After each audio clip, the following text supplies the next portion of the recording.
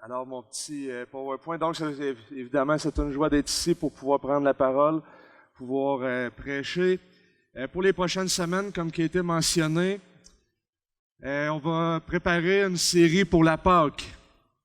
Et il y a 4 thèmes, si on peut dire ça comme ça. Le mien, je l'ai appelé aujourd'hui « Un Dieu incomparable » et vous pouvez déjà tourner dans Isaïe chapitre 57, qu'on va lire dans quelques instants. Il y a 4 thèmes qui vont être abordés, ou du moins qu'on veut garder en perspective, en préparation de la Pâque. Et ça va être, je vous les ai mis ici, j'ai copié-collé ce que Mathieu m'avait envoyé. Alors, l'idée, c'est de saisir notre besoin de salut, exposer notre rébellion envers Dieu, apprécier la manière que Dieu accomplit son salut, les implications de ce salut pour les rebelles que nous sommes. Évidemment, comprendre les implications. Et j'ai certainement la tâche difficile de vous exposer la rébellion envers Dieu. Et plus que j'étudiais ce texte, plus que j'avais un lourd fardeau qui se déposait sur mon cœur au fur et à mesure. Une chance finalement que j'ai comme eu une semaine pour me revirer de bord, parce que je pense que je suis tombé en dépression après un mois. Mais on fait face à nos fardeaux, notre pesanteur, nos péchés, nos craintes, nos luttes, même un certain désespoir. Mais je pensais à vous aussi. Et l'urgence que nous avons aujourd'hui de saisir la sainteté de Dieu. Alors, mon rôle aujourd'hui, c'est que vous ressortez d'ici complètement désespérés. Il y a quand même 3 autres prédications. Et par la grâce de Dieu, c'est vraiment ma prière. Mais désespérés en vos propres efforts, en vos propres moyens. Désespérés de vous. Désespérés au point où ce que vous allez simplement grandiosement saisir la beauté de Dieu, la nécessité de la sainteté de Dieu. Qu'on soit humilié dans nos âmes et notre esprit pour que la gloire de Dieu puisse resplendir sur nous et sur la croix de Christ. Lisons Isaïe 57. Le juste périt. J'arrête ici. C'est déjà lourd. Le juste périt et nul ne prend la chose à cœur. J'arrête ici encore. C'est encore plus lourd. Et que le juste périt, mais en plus de ça, il n'y a personne qui semble s'en soucier. Et combien de discussions que j'ai eues avec des personnes dans les 2 dernières années où on semble voir une absence de justice. Et Isaïe n'était pas différent de nous. Et il commence comme ceci. Le juste périt et nul ne prend la chose à cœur. Les hommes de bien sont enlevés et nul ne comprend. Que le juste est enlevé pour échapper au malheur, il entrera dans la paix. Il reposera sur sa couche, celui qui suit le droit chemin. Mais vous, approchez ici, fils de celle qui tire des présages, race adultère qui te prostitue. De qui vous moquez-vous? Contre qui ouvrez-vous une large bouche et tirez-vous la langue? N'êtes-vous pas des enfants révoltés? Une engeance pleine de fausseté, s'enflammant près des térébintes, sous tout arbre verdoyant, égorgeant les enfants dans les ravins, sous des fentes de rochers. C'est dans les pierres polies du ravin qu'est ton partage. Voilà ton lot. C'est à elle que tu verses des libations, que tu fais des offrandes en holocauste. Puis-je me consoler de tout cela? C'est sur une montagne haute et élevée que tu dresses ta couche. C'est aussi là que tu montes pour offrir des sacrifices. Derrière la porte et son encadrement, tu mets ton mémorial. Car loin de moi, tu découvres et tu montes. Tu élargis ta couche et tu es et tu en es avec qui participe, qui pactise. Tu aimes leurs couches, tu les contentes, tu fais le voyage auprès du roi avec l'huile. Tu prodigues tes parfums, tu envoies au loin tes émissaires, tu les fais s'enfoncer jusqu'au séjour des morts. À force de marcher, tu te fatigues et tu ne dis pas « j'y renonce ». Tu trouves encore dans la vigueur dans ta main. Aussi n'es-tu pas abattu? Et qui te donnait de l'inquiétude? Qui craindrais-tu? Qui craignais-tu pour me tromper, pour ne pas te souvenir, te soucier de moi? Est-ce que je ne garde pas le silence? Et même depuis longtemps, c'est pourquoi tu ne me crains pas. Je vais annoncer ta justice et tes œuvres. Elles ne te profiteront pas. Quand tu crieras que la foule de tes abominations te délivre, un vent les emportera toutes, un souffle les enlèvera. Mais celui qui se réfugie auprès de moi héritera le pays et rentrera en possession de ma montagne sainte. Il dira, frayez, frayez, préparez le chemin, enlevez tout obstacle du chemin de mon peuple. Car ainsi parle le Très-Haut, dont la demeure est éternelle et dont le nom est saint.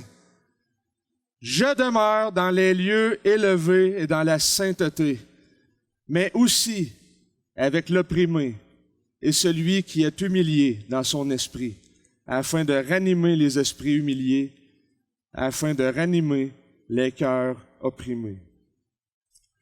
Prions. Seigneur grand Dieu, je veux te prier pour que les paroles qui sortent de ma bouche puissent être acceptables et vraies à tes yeux. Que la méditation de nos cœurs soit fortifiée par ta parole et ton Esprit Saint. Crée en nous des cœurs d'adorateurs. Convainc-nous de nos faiblesses et de notre besoin de toi. Et si ta grâce peut être déversée aujourd'hui d'une manière encore plus éclatante, je te prie de sauver des pécheurs qui ne savent pas encore à ce moment qu'ils sont complètement désespérés. Et je te prie au nom de Jésus. Amen. C'est rare, mais on va commencer avec ça.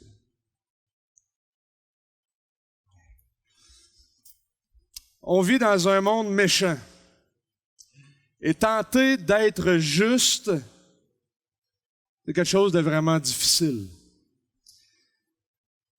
Mais lorsqu'une personne arrive au point de faire face à lui-même, de ses propres faiblesses, de ses propres défis, puis qu'il voit son propre pays, sa ville, ses amis et la justice déraper, et que vous tentez d'être juste,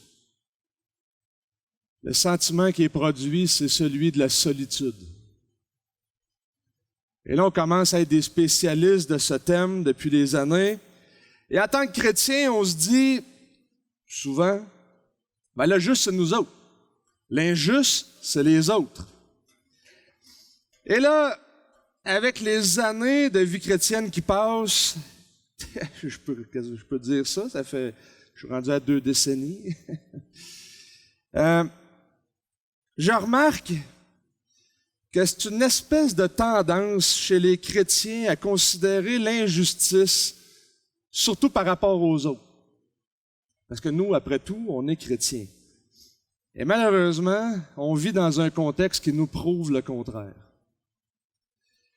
Vous êtes peut-être de ceux qui regardent l'Ancien Testament puis que vous vous dites, bon, OK, nous, on est chrétiens, ça, c'est pas pour nous autres. C'est l'Ancien Testament, ça, c'est Israël. Tu sais, ils parlent d'idolâtrie, ça, c'est pas nous autres. Nous autres, on est chrétiens. Eux autres, ils n'avaient pas le Saint-Esprit comme nous autres. Nous autres, on a le Saint-Esprit, fait que là, on les pointe du doigt. Évidemment, on dit pas qu'on n'est pas comme eux, parce qu'après tout, on est humble.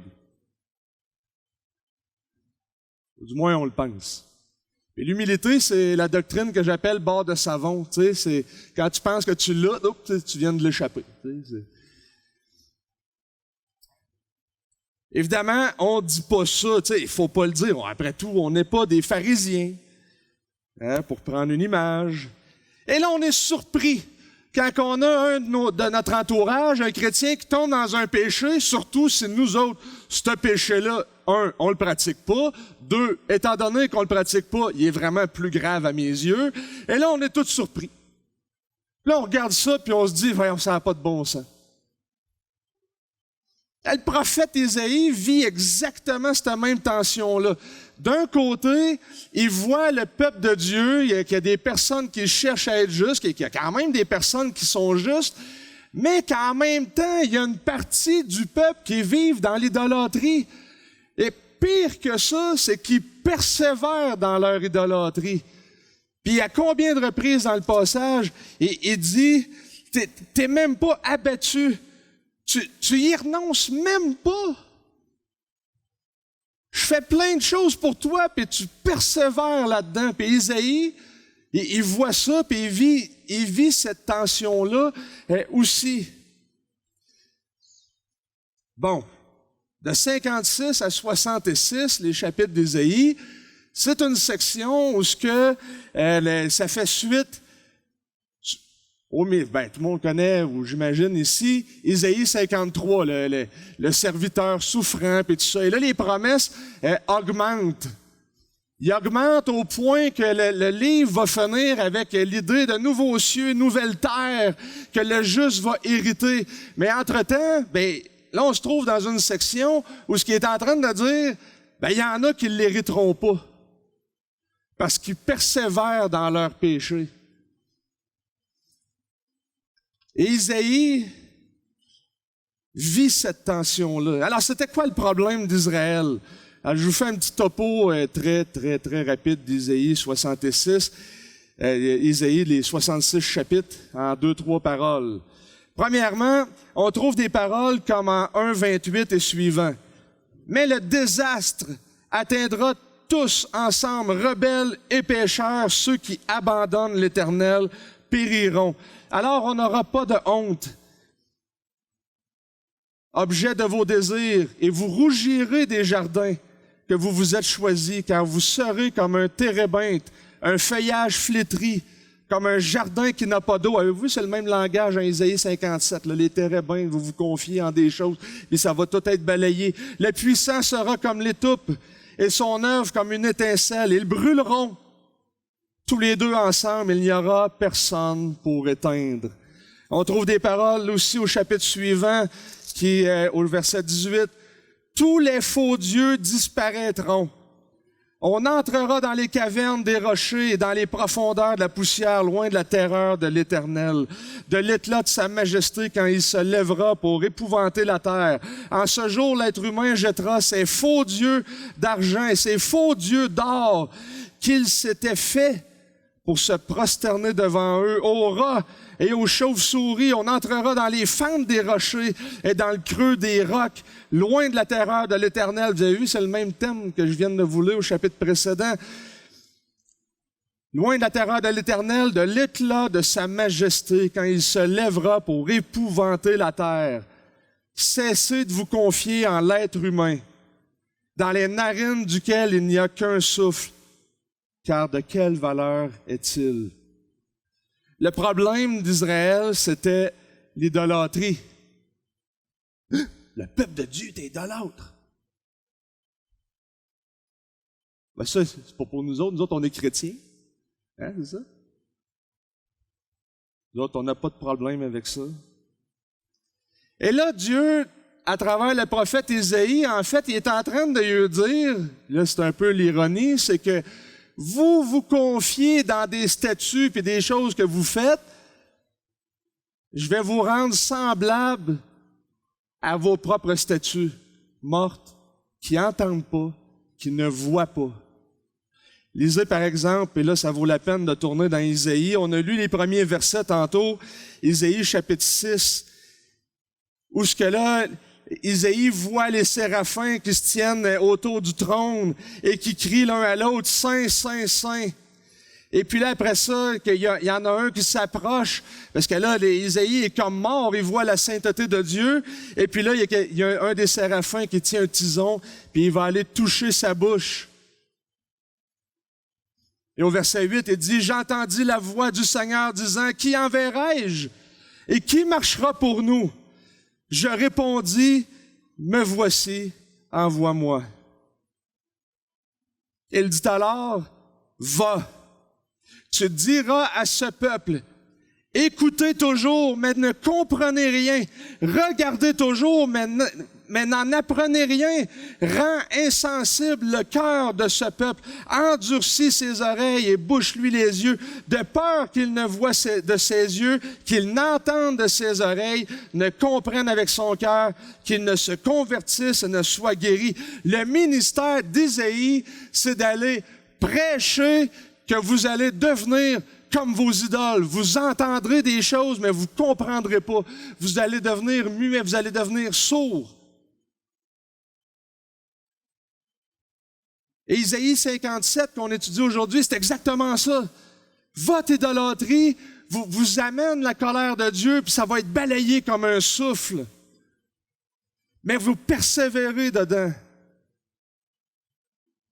Et l'appel du prophète, c'est d'aller dire à ces idolâtres qui ont tellement persisté dans leur culte, qui sont devenus complètement insensibles spirituellement. Ils ressemblent à ce qu'ils adorent. Isaïe 57,5 dit, « S'enflammant près des térébinths, sous tout arbre verdoyant, égorgeant les enfants dans les ravins, sous des fentes des rochers, c'est dans les pierres polies des ravins, que ton partage, voilà. Mais pourquoi il parle des arbres, puis qui vont finir par être brûlés? Puis je vous ai lu 2 passages dans lesquels il y a des arbres qui sont brûlés. En fait, Isaïe est très ironique dans la manière d'amener son sujet. L'idée qu'il y a des arbres qui vont être brûlés, ben on trouve son parallèle avec les arbres avec lesquels les idolâtres font leur statue. Ils passent le balai après, des copeaux de bois qu'ils ont sculptés, ils brûlent le bois, puis après ça, ils se prosternent devant leur statue. Il y a quelque chose d'un peu d'ironique, parce que, dans le fond, Isaïe, ce qu'il fait en utilisant ces images-là d'arbres qui vont brûler, c'est qu'il veut évoquer l'idée de leurs idoles et de souligner que leur jugement va ressembler à ce qu'ils sont en train de faire avec les restes du bois qu'ils ont sculpté. Puis de la même façon, je vais vous balayer. Donc, il y a une espèce d'ironie qui est ici, que ces images vont être détruites, mais de la même manière, ben, les idolâtres vont être détruits. Et là, on peut penser à plusieurs passages dans le Nouveau Testament qui mentionnent que les idolâtres n'ont pas accès au ciel. Et bon. Mais voyez-vous, le point que j'essaie de vous dire, c'est ceci. Le péché est un profond désespoir. C'est un désespoir. Et la meilleure manière, c'est comme une désolation, tu sais, le pays qui est dévasté, puis tout ça. Et la Bible va comparer souvent l'idée du pays qui est dévasté mettre un parallèle avec l'image du péché en disant, bien, le péché, c'est exactement ça. Et ça, c'est une vérité qu'on voit dans les Écritures constamment. C'est que, je vous ai pas donné mon plan, mais c'est pas grave. C'est que le péché est toujours une misère, est toujours comme un pays désolé. Le péché se présente toujours d'une manière séduisante, belle, remplie de promesses, envoûtante, beau, remplie d'attractions. C'est comme s'il venait avec une promesse, mais je vous garantis, et la Bible vous garantit qu'elle donne jamais ses promesses. Regarde l'arbre du jardin, il y a de l'air beau, il y a de l'air séduisant. Il y a de l'air bon. Je vais voir. Tu vas être comme Dieu. Voici la promesse. Je vais goûter pour voir si je vais être comme Dieu. Et la désolation est arrivée. On s'est fait Dieu alors qu'on ne l'était pas. On a déifié Dieu. Dieu qui est Dieu, on a dit non, tu ne l'es pas, je vais prendre ta place. C'est ça l'idolâtrie. C'est ça qui s'est passé dans le jardin d'Éden, puis qui continue par la suite après. Le péché, c'est toujours une misère. Alors, d'où viennent les guerres? D'où viennent toutes ces affaires-là? Dans Jacques, il va dire les choses un peu autrement. Dans Jacques 4.1, il va dire, d'où viennent les luttes, d'où viennent les querelles parmi vous, sinon de vos passions qui guerroient dans vos membres. Vous convoitez et ne possédez pas. Vous êtes meurtriers et envieux, sans rien pouvoir obtenir. Vous avez des querelles et des luttes, et vous ne possédez pas parce que vous ne demandez pas. Alors, on vient en nous autres mêmes. Et d'où vient tout ça? Ben, c'est que ça vient de l'orgueil de l'homme. Ça vient de nous qui a pris la place de Dieu. On a tourné le dos à Dieu. On a été des ingrats. Puis on s'est fait nos dieux. Mais le péché, c'est toujours une perte. Le principe est vraiment simple. On le trouve partout. Le péché est toujours une perte totale. Alors que tu penses que tu vas gagner, c'est en fait juste une question de temps avant que tu perdes tout. Au final, le péché vient vous dérober tout ce que vous avez. Et ça, on le voit dans le livre d'Isaïe. Au niveau de la ville, au niveau du pays, au niveau de celui qui se croit juste à ses propres yeux. Martin Lloyd-Jones disait, « Le péché vous enlève toujours quelque chose. Il vous vole toujours, il vous vole l'énergie nerveuse, il vous vole la pureté, il vous vole la résistance physique, il vous vole tous vos espoirs idéalistes et vous réduit à une simple masse de cynisme, de maladie et de pourriture. » Le péché est toujours un esclavage. Et dans le cas qui nous intéresse, c'est qu'à un moment donné, ils sont tellement pris qu'ils sont même plus capables de revenir en arrière parce qu'ils se laissent aller. Et une des choses qu'un chrétien fait quand on voit un frère ou une sœur qui tombe, c'est à un moment donné de l'avertir parce que le péché vient et si on le laisse aller, ben, tu deviens esclave. Et là, à un moment donné, on dirait que c'est comme si tu perds la possibilité de revenir en arrière. Ou le Seigneur va utiliser une mécanique, on pourrait dire, de brisement. Il va te briser à travers tout ça. Et le brisement est toujours un processus douloureux, c'est rare que ça ne vienne pas avec de la douleur, par lequel le Seigneur va t'amener à désespérer tes propres moyens pour que tu puisses te tourner vers lui et voir que finalement, c'est ton seul espoir. Et pour illustrer ça, une histoire que j'ai entendue de Max Trout il y a plusieurs années, mais je l'ai sûrement dit plusieurs fois, mais si vous ne l'avez pas entendu, je vous l'ai dit, si vous l'avez entendu, vous avez 1 minute pour dormir, vous vous réveillerez après. C'est un prédicateur chrétien qui faisait une conférence dans une université non chrétienne. Puis, lui, son sujet, c'était pourquoi il est bon de s'abstenir des relations sexuelles avant le mariage. Alors, sans même faire appel à la Bible, il montrait avec les études en psychologie, tout ça, comment que c'était bon de s'abstenir des relations sexuelles avant le mariage. Donc, il fait sa conférence, puis tout ça.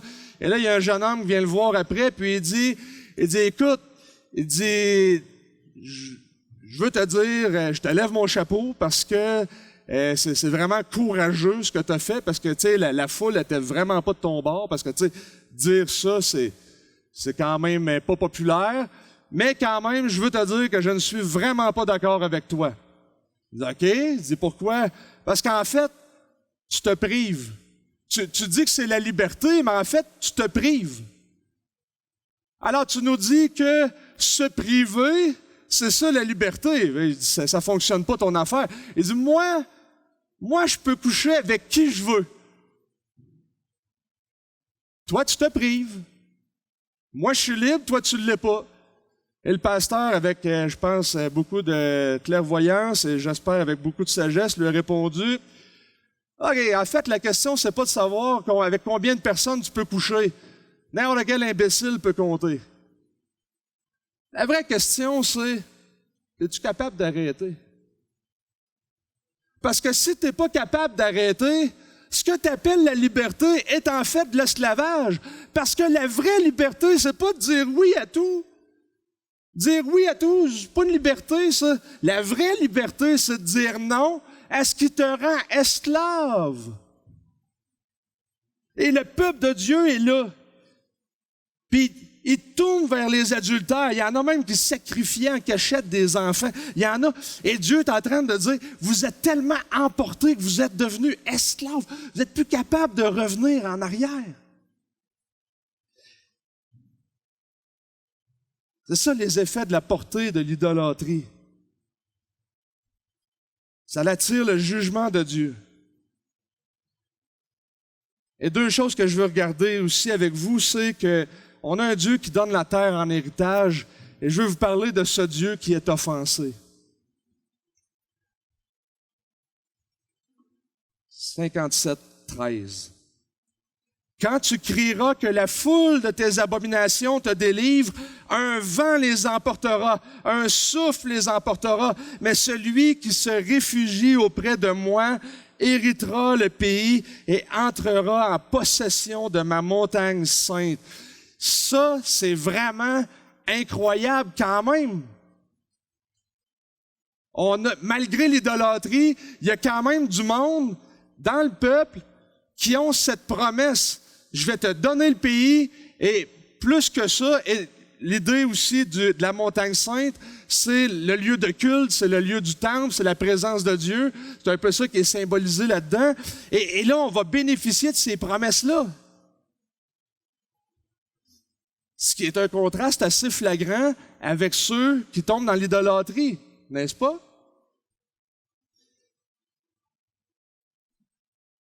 Bon. La promesse de recevoir un pays et la montagne sainte, on le sait, ça peut être interprété de plusieurs manières.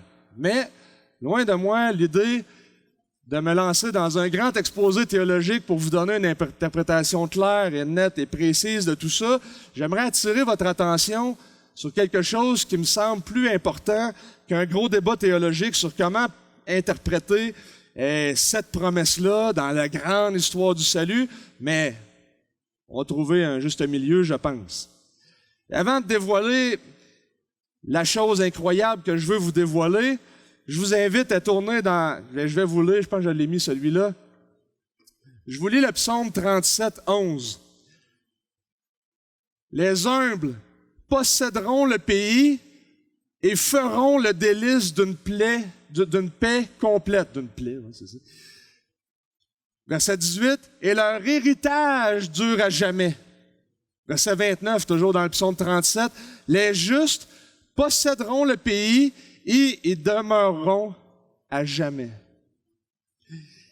Cette idée d'un héritage d'une terre, elle est constante dans l'Ancien Testament et on la retrouve aussi dans le Nouveau Testament. OK? Mais l'expression « hériter le pays » ou « la terre », même si ça revient à plusieurs reprises, là, je ne les ai pas toutes mis là, mais dans le psaume 37, là, ça revient vraiment souvent. Mais cet héritage-là est placé dans un contexte eschatologique, futur, par rapport à celui qui l'écrit. Puis évidemment, il écrit ça, puis il pointe vers l'avant. Puis dans le fond, il donne quand même de l'espérance au peuple de dire, écoutez, ce qui s'en vient, c'est quand même, vous allez recevoir un héritage. Et cet héritage-là, il va durer à jamais, va demeurer à jamais. Et là, pour faire simple, c'est que l'héritage du pays ou du temple ou du monde du temple, dans le livre d'Isaïe, ça grossit, puis ça grossit. De sorte que quand on arrive au chapitre 65 et 66, c'est plus juste un pays où il y a une montagne. Et là, c'est rendu des nouveaux cieux et une nouvelle terre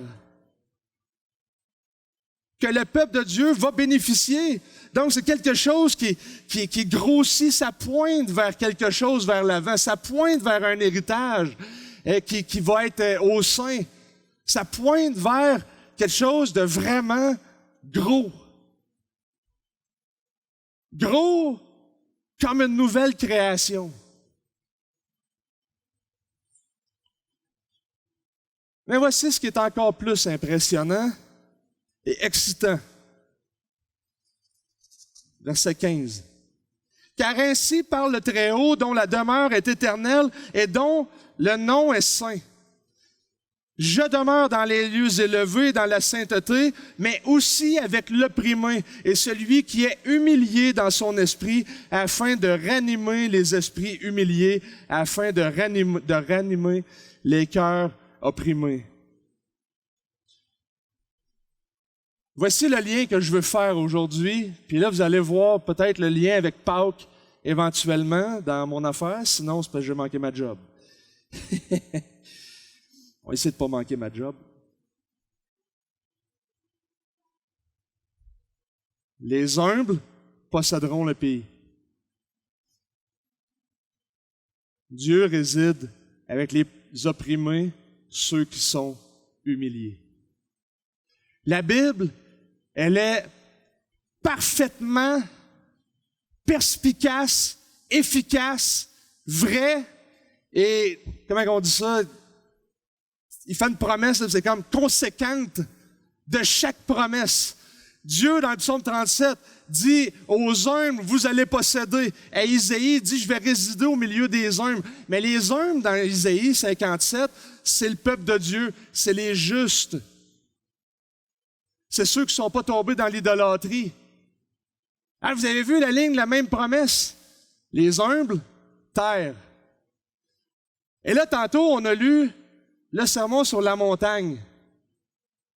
Et des fois, au niveau des béatitudes, et des fois, on voit les béatitudes comme Jésus qui arrive, heureux celui qui, puis après ça, puis heureux celui l'autre, puis vient une bénédiction avec l'idée de heureux, bénédiction, heureux celui, bénédiction, heureux celui. Mais il y en a une là-dedans qui se répercute en deux autres. Quand tu cherches le lien, sur le coup, c'est comme heureux les doux ou les humbles, car ils hériteront la terre.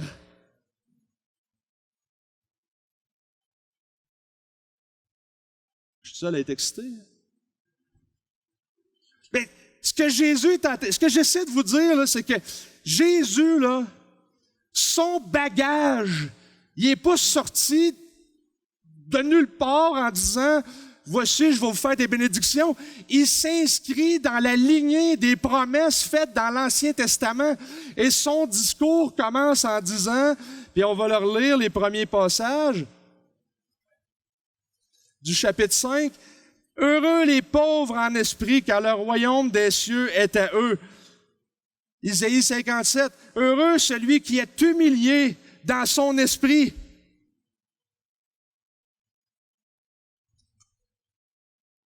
Heureux ceux qui pleurent, car ils seront consolés. Isaïe 57 parle de ça.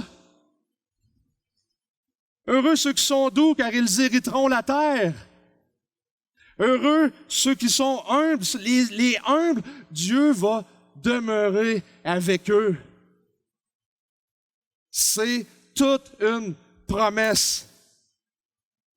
Et là, il y a beaucoup d'incompréhension au niveau de la douceur. Tout le monde sait, je suis réputé pour être très doux dans toutes les sphères de ma vie.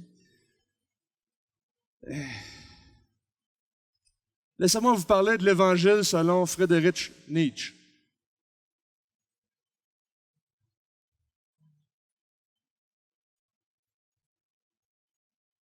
Célèbre athée. Où donc, hélas, de plus grandes sottises ont-elles été commises au monde que chez les compatissants?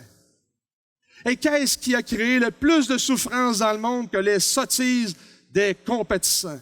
Malheur à tous ceux qui aiment et qui n'ont pas en outre une hauteur qui soit au-dessus de leur pitié. Un jour, le diable me parle ainsi, Dieu aussi a son enfer, c'est son amour pour les hommes. Et il y a peu, je l'ai entendu dire ce mot, Dieu est mort. Dieu est mort de sa compassion pour les hommes. Pour Nietzsche, la douceur, l'humilité, la compassion, c'est une faiblesse. D'où son idée de l'homme puissant, puis de ce... Bon, je ne vais pas embarquer là-dedans, mais c'est très mal comprendre le concept de douceur dans les Écritures. Il y a deux modèles dans les Écritures de douceur. Le premier, on le trouve en Nombre 12.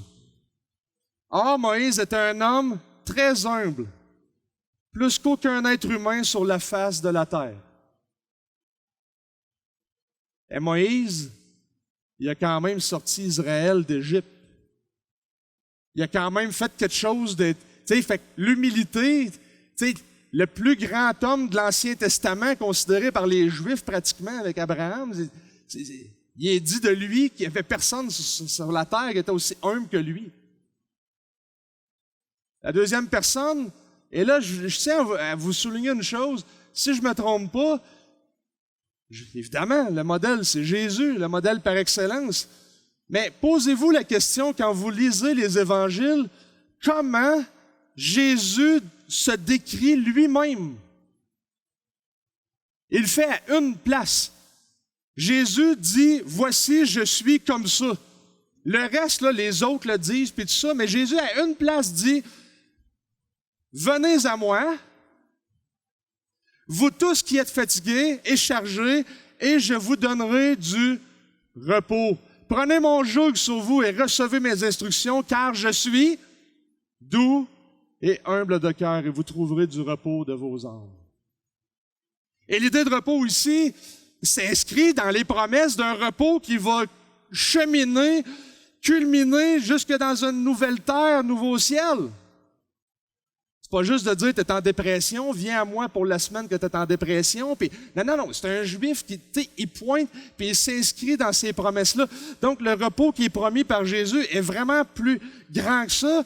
Mais notez la liaison encore entre l'idée de repos, l'humilité, qui est Jésus, les bénédictions.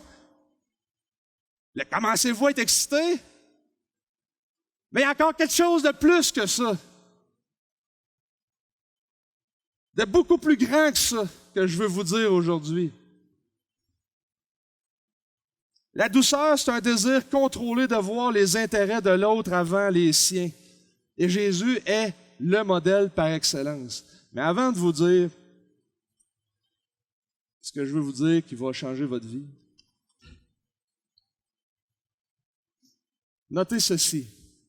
Je suis en train d'essayer de vous décrire que l'Ancien Testament est comme un peu une femme enceinte qui gonfle et qui gonfle et qui gonfle encore. Au sens où des fois, il est difficile de trouver l'Évangile dans l'Ancien Testament. Tu sais, on dit, OK, trouve-moi l'Évangile dans l'Ancien Testament. Tu sais, là, on cherche, puis tu sais, c'est pas toujours expliqué. Mais les promesses, ils grossissent, puis ils grossissent, puis ils grossissent, jusqu'à temps que ça arrive à Jésus, parce qu'ils pointent vers Jésus. Et l'Ancien Testament, c'est comme cette femme enceinte-là qui pointe vers Jésus.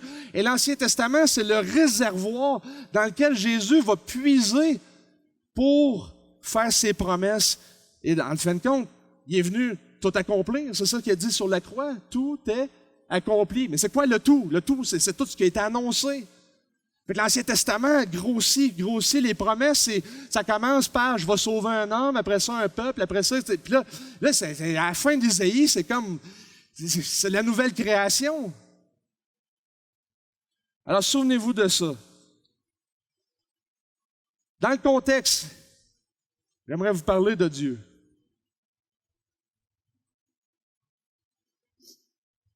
Dans le contexte de notre passage, le chapitre 57 fait suite au chapitre 56. Ça va de soi. C'est d'une évidence évidente.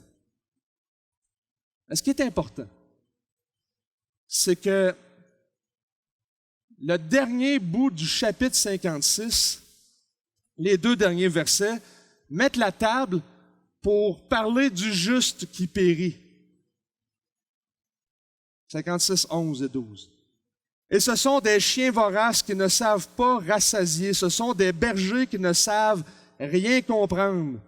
Tous suivent leur propre voie, chacun selon son intérêt exclusivement. Venez, je vais vous chercher du vin, et nous nous enivrons de liqueur forte. Nous en ferons autant demain, et il en reste en grande abondance. Vous voyez, il y a des bergers, des pasteurs qui se débauchent. Alors, je tiens à vous souligner que c'est pas moi qui ai choisi mon texte, on me l'a donné. Fait que là, je vais parler des pasteurs. Je commence à shaker.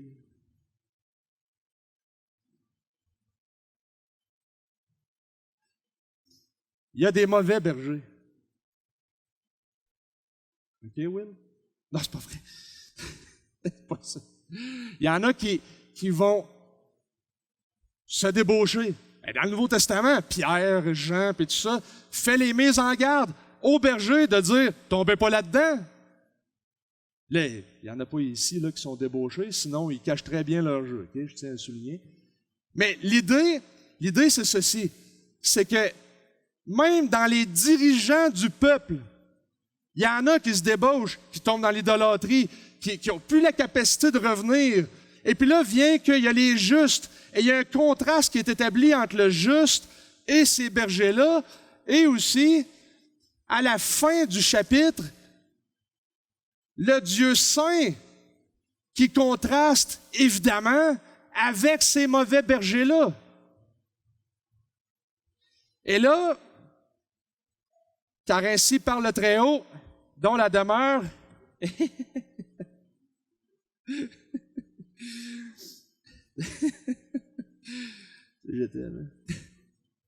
car ainsi parle le Très-Haut, dont la demeure est éternelle et dont le nom est saint.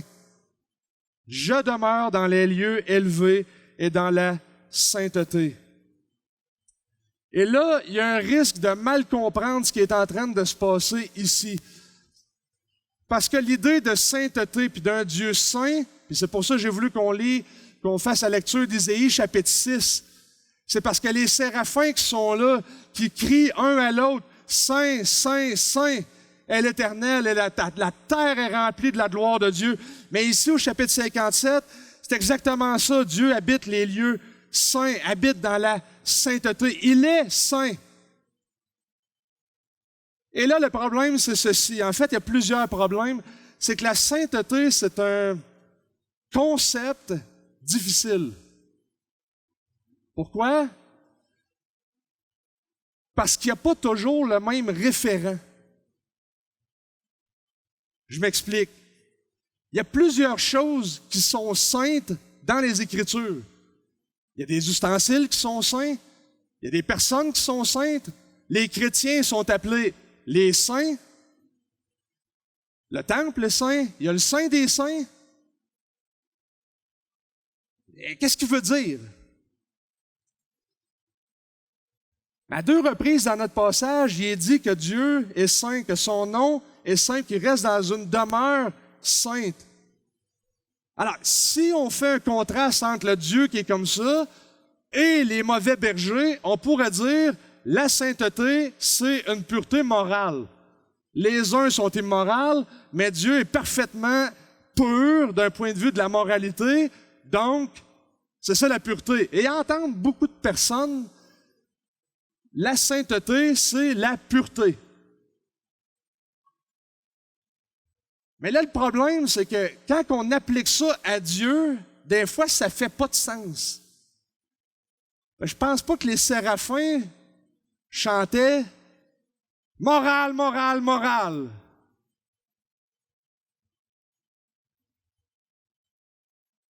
Si vous êtes un bon théologien, vous savez qu'il y a d'autres sens à la sainteté. Et là, on va dire, non, la sainteté, c'est aussi d'être séparé de.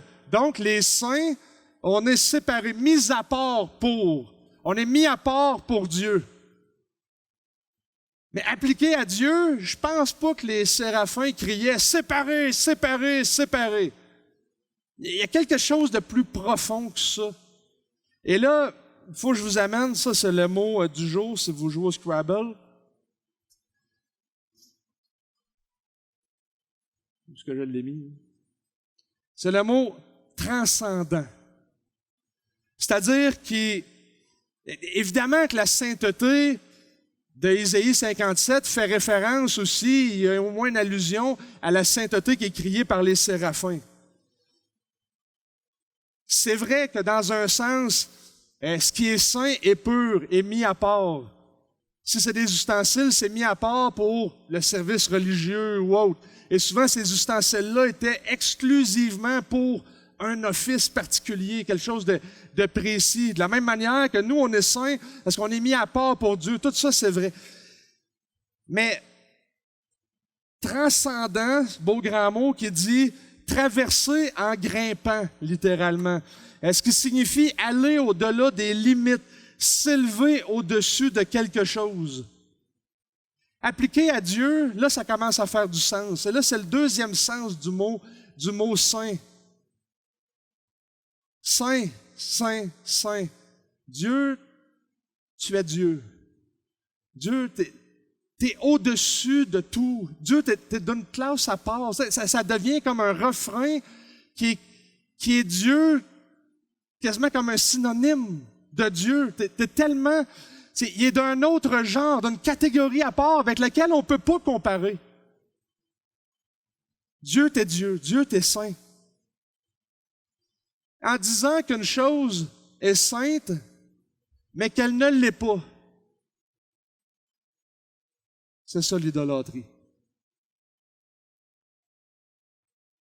Et là, on en revient à notre chapitre. Ils vont adorer du bois, des roches, de la garnotte, toutes sortes d'affaires.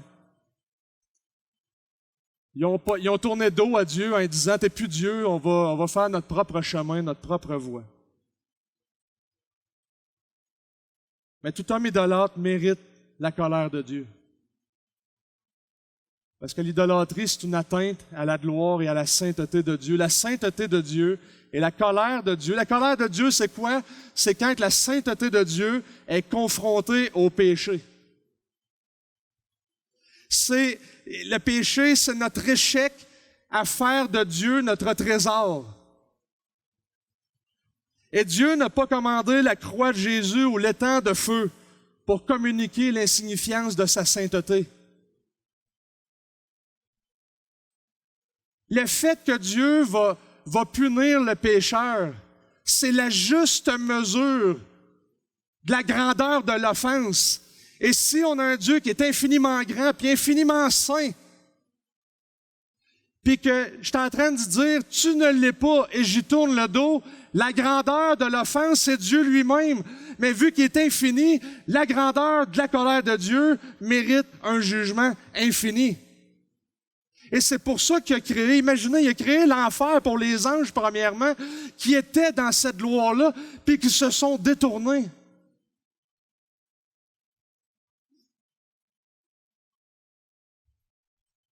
L'enfer, la croix de Jésus, c'est ce qu'il y a de plus, qui témoigne le plus qu'on a un Dieu qui est infiniment saint, puis que sa colère est infiniment juste, mais qu'en même temps, sa grâce est infiniment précieuse. Et si seulement, dans notre génération, aujourd'hui, on pouvait être saisi par le sérieux de la sainteté de Dieu, par l'appel que sa sainteté fait à chaque habitant de la surface de cette terre aujourd'hui. Tu es un prédicateur, un pasteur. Si votre prédication ne communique pas le poids de ce qui est en jeu ici, qu'est-ce qui va le faire? Ah, mais moi, je ne suis pas pasteur, puis je ne suis pas berger, puis je ne suis pas ci, puis je ne suis pas ça. Ah, c'est correct. Mais pour toi qui es chrétien, si tes décisions, puis la justice avec laquelle tu essaies de marcher avec ton Dieu en toute humilité, parce que ce que Dieu veut, c'est que tu marches en toute humilité avec ton Dieu et que tu essaies d'être juste. Et là, si la justice, puis tu sais, tout ça, ne reflète pas le poids de Dieu dans ta vie, qu'est-ce qui va le faire? Votre attitude dépend de votre compréhension de la grandeur de Dieu. Isaïe fait un contraste entre les mauvais bergers puis le grand Dieu est dans une catégorie à part, mais qui peut faire des promesses quand même incroyables, qui se répercutent jusque dans une nouvelle création, puis de marcher au milieu de ceux qui ont voulu être justes, de ceux qui ont fait confiance à Dieu, puis de ceux qui ont persévéré avec lui, malgré le fait que, oui, le juste meurt. Ça se peut que tu meurs tout seul. Mais le verset d'après, n'oubliez pas, par exemple, Il dit quoi? Vous reposerez en paix. Et Jésus dit, venez à moi parce que je vais vous donner du repos. Et même si tu meurs, je vais te donner un repos qu'il n'y a rien d'autre qui peut te donner. Commencez-vous à être excités, là? Et là, j'en arrive à ce que je voulais vraiment vous...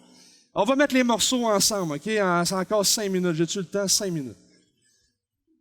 OK? Là, je veux vraiment que vous saisissiez ce qui se passe, notre texte, et pour notre compréhension de l'Évangile. Et l'ampleur de ce que Jésus a fait, parce qu'on prépare pour la Pâque. OK? J'espère que vous êtes désespérés de vous autres mêmes. Ésaïe 53, qui précède 57, nous parle du serviteur souffrant et tout ça. Bon. Et là, il faut que vous le voyez de vos yeux, Jean chapitre 12. Tournez avec moi dans Jean chapitre 12.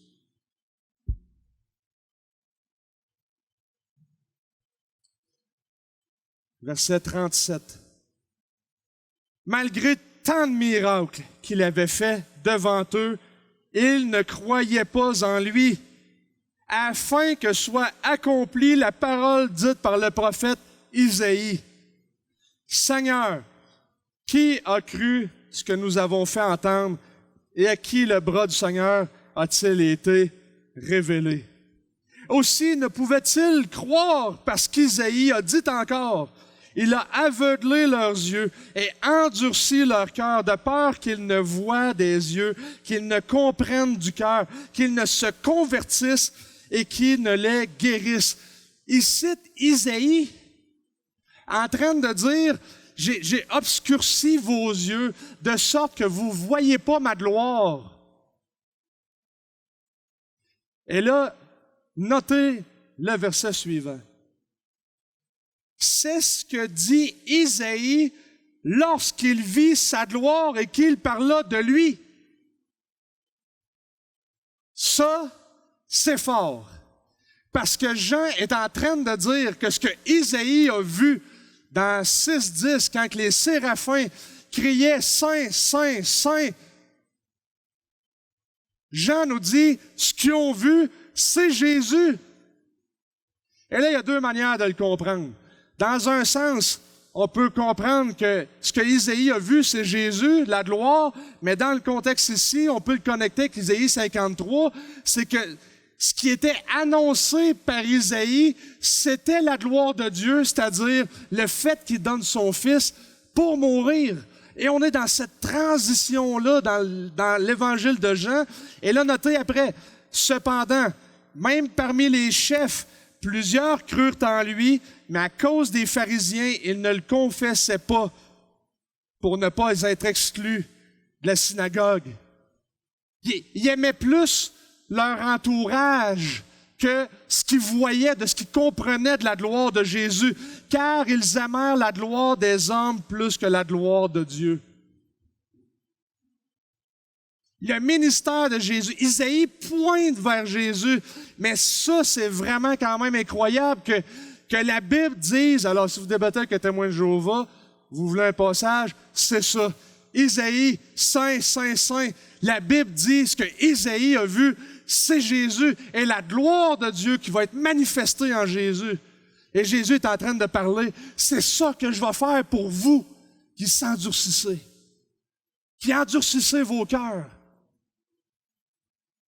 Il y a une semaine ou deux, je discutais avec quelqu'un qui me disait « Hey, pourquoi la souffrance existe dans le monde? Puis pourquoi Dieu n'interagit pas? » Puis là, évidemment, vous connaissez le contexte, la pandémie, l'Ukraine, la guerre, Poutine, bouton nucléaire, bon, on est tout là-dedans.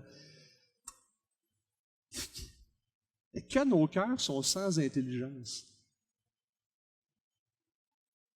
Et en fait, j'ai attiré l'attention sur 2 Timothée 1, 9 et 10. C'est lui qui nous a sauvés et nous a adressé un saint appel, non à cause de nos œuvres, mais à cause de son propre dessein et de la grâce qui nous a été donnée en Christ Jésus avant les temps éternels. Cette grâce a été manifestée maintenant par l'apparition de notre Sauveur Jésus-Christ qui a réduit à l'impuissance la mort et mis en lumière la vie et l'incorruptibilité de l'Évangile. Autrement dit, Dieu a choisi avant les temps éternels que la mort et la souffrance existeraient parce que par elle, il montrerait la grandeur de sa grâce. J'ai juste cité le passage. Alors, si vous dites que Dieu ne peut pas faire de bien à travers un événement qui est mauvais, vous ne comprenez pas la grandeur de Dieu. Vous ne comprenez pas l'Évangile. Parce que l'Évangile, c'est le pire désastre de l'histoire de l'humanité et de l'univers. L'univers a réagi. Quel grand Dieu nous avons. Et vous pensez que l'idolâtrie, c'est pas pour nous? Je vous fais encore un dernier petit lien. Jean, qui écrit dans 1 Jean, il termine sa lettre en disant, « Petits enfants, parle à des chrétiens, gardez-vous des idoles. » Et dans le contexte, ce qu'il est en train de dire, c'est ceci. Si on suit la ligne de pensée, il est en train de parler à des chrétiens, puis il est en train de les assurer que celui qui croit en Jésus, qui est le Dieu homme fait chair et qui met sa confiance en lui, a la vie éternelle. Et que nous sommes nés de Dieu et qu'on n'appartient pas au monde et que nous sommes dans la vérité. Par conséquent, il est en train d'équiper les saints à dire, « Petits enfants, gardez-vous des idoles. » Autrement dit, une idole est tout ce qui te fait enlever ton regard de la grandeur, beauté et sainteté de qui est Dieu. Martin Lloyd-Jones disait, « Une idole est quoi que ce soit qui a un contrôle dans ma vie, telle qu'elle attise mes émotions, m'éveille, m'attire si facilement que je lui donne mon temps, mon attention, mon énergie et mon argent, et tout ça sans effort. » Jean Calvin disait, nous sommes des industries, des manufactures à fabriquer des idoles. Quelle est votre idole? Will? Je termine par un petit texte que je vous ai composé. Ô Dieu de promesses, tu connais nos idoles et la dureté de nos cœurs. Malgré cela, tu nous promets la terre. Tu te révèles à nos suffisances pour les briser. Au milieu de mes désespoirs, aide-moi à voir ta beauté. Au milieu de mon assurance, fais-moi voir ta grandeur afin de briser mon autosuffisance. Mon ignorance obscurcit mon bonheur, mais toi, grand Dieu saint, tu me connais. Qu'est-ce que la joie si ce n'est que de te connaître? Au milieu de nous, tu as marché. Au milieu de nous, tu nous as aimés. Au milieu de nous, tu as été doux. Au milieu de nous, tu as été déterminé. Déterminé à marcher vers cette croix qui brise notre orgueil, cette croix qui brise nos suffisances. Saint, Saint, Saint, toi qui habites dans les lieux élevés, dans la sainteté, tu pris plaisir à briser ton Fils. Comme un agneau qu'on amène à la boucherie, tu marchas vers cette croix, silencieux, souffrant, obéissant, aimant. Saint, Saint, Saint, tu es digne de recevoir la gloire, l'honneur et la puissance et la majesté. Saint, Saint, Saint, lorsque nous te connaîtrons comme tu nous connais, nous serons semblables en pureté, pleinement satisfaits, comblés de ton amour et de ta sainteté. Soyez bénis.